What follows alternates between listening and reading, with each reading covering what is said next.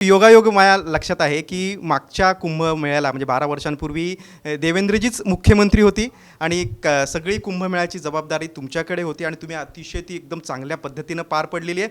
पुन्हा तोच योग आहे. देवेंद्रजी मुख्यमंत्री आहेत आणि कुंभमेळ्याची जबाबदारी तुमच्याकडेच असेल असं धरून चालू आहे, कारण तुम्ही बैठका घ्यायला सुरुवात केलेली आहे. कसं नियोजन असणार आहे? 2027ला कुंभमेळा आहे. हा योगायोग म्हणावा लागेल. 12 वर्षापूर्वी मी जलसंपदा मंत्री होतो, आता मी जलसंपदा खात्याचा मंत्री आहे. तेव्हाही मुख्यमंत्री देवेंद्रजी होते, आताही मुख्यमंत्री तेच आहेत. त्यावेळेला पालकमंत्री मी होतो, पण अजून ते काही डिक्लेअर होत नाही आहे, हा भाग वेगळा आहे.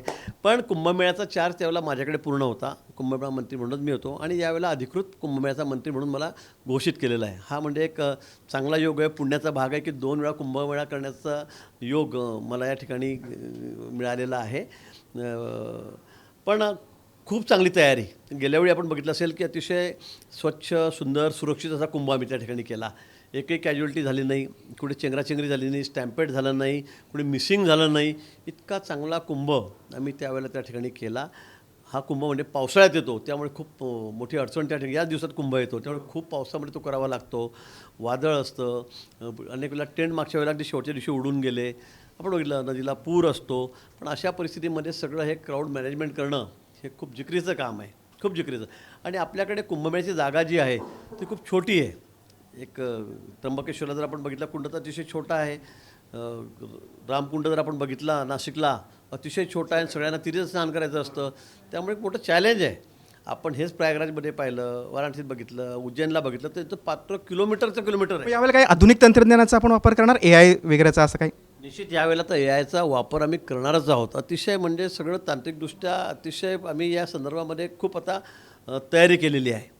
AIचा वापर तर आम्ही पुरेपूर त्या ठिकाणी करणार आहोत आणि म्हणून हा कुंभ तांत्रिकदृष्ट्या अतिशय आगळावेगळा असणार आहे. पण सगळ्यांना घेऊन जाणार तुम्ही का? साधू संत, प्रशासन असेल किंवा इतर सगळे जे घटक असतील, काही सामाजिक संस्था असतील आणि सामान्य नागरिक?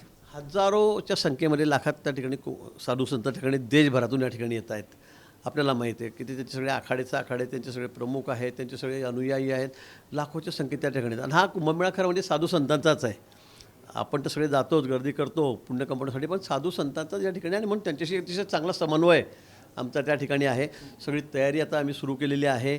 आम्ही प्रयागराजच्या धर्तीवरच त्या ठिकाणी आता नवीन रचना त्या ठिकाणी अधिकाऱ्यांची केलेली आहे आणि अतिशय दररोज आम्ही आता याच सगळ्या कामाविषयी चर्चा करतो, निर्णय घेतो आहे. सगळे टेंडर निघत आहेत आणि यावेळचा कुंभ हा अतिशय सुंदर असेल, सुरक्षित असेल, स्वच्छ असेल असा आमचा प्रयत्न चाललेला आहे. आणि मला वाटतं की गेल्यावेळी जसं आमचं कौतुक झालं की बाबा सगळ्या कुंभामध्ये दरवर्षी काही ना काही स्टॅम्पेड होतात, म्हणजे 12 वर्षांनी 10 वर्षांनी कुठे दुर्घटना घडलेली नव्हती. आणि यावेळेलासुद्धा आम्हाला त्यापेक्षा सुंदर नियोजन, चांगलं नियोजन नाशिकमध्ये करायचं आहे. अगदी बरोबर. त्यासाठी आत्तापासूनच खूप खूप शुभेच्छा, कारण कुंभाच्या तारखा जाहीर झाल्यात आणि तुमच्या नियोजनाच्या बैठका देखील सुरू झालेल्या आहेत. सर, तुम्ही साम टीव्हीच्या ऑफिसमध्ये आलात, आवर्जून वेळ काढून आलात, बाप्पाचं दर्शन घेतलं आणि आमच्या विविध प्रश्नांना अगदी मनमोकळेपणे तुम्ही उत्तरं दिलीत, त्यासाठी अगदी मनपूर्वक धन्यवाद. देश विदेशातील प्रत्येक घडामोडींचे लाईव्ह अपडेट मिळवण्यासाठी आता साम टीव्हीच्या सर्व सोशल मीडिया प्लॅटफॉर्मला लाईक, फॉलो आणि सबस्क्राईब करा. तसंच सर्व नोटिफिकेशनसाठी बेल आयकॉन प्रेस करायला विसरू नका.